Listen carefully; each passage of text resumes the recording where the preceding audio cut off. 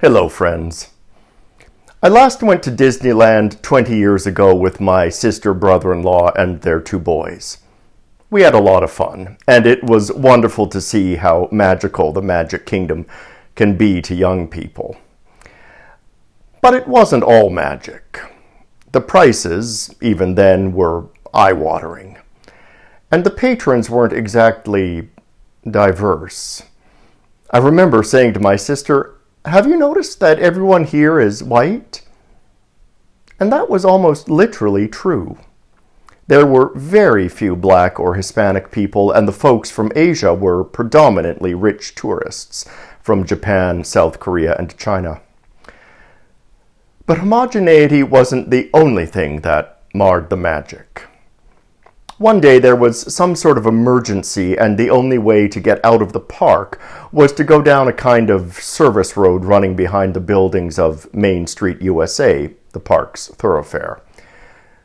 Leaving that way revealed that Main Street USA is actually nothing but phony facades. Which wasn't surprising. Of course, Disneyland isn't real.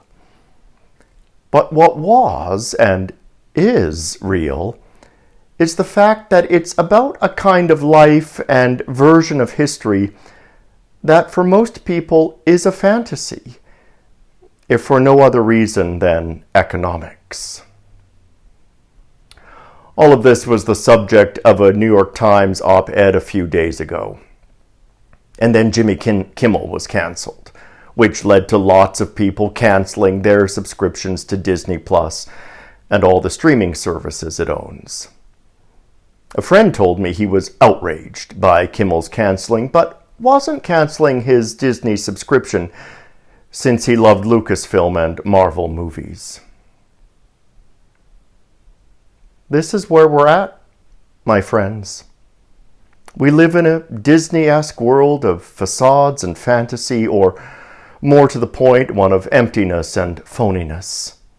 One where we're more invested in a galaxy far, far away than the world right here, right now.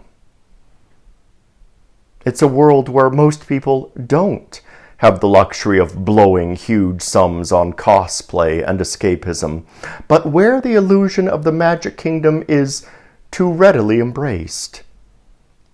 It's ultimately a world which isn't about truth, but money, which is why Kimmel is back on the air. So I don't need to or want to go back to Disneyland, because I'm not interested in the mouse and his expensive Magic Kingdom. But I am interested in the one whose kingdom is not of this world and is free for everyone.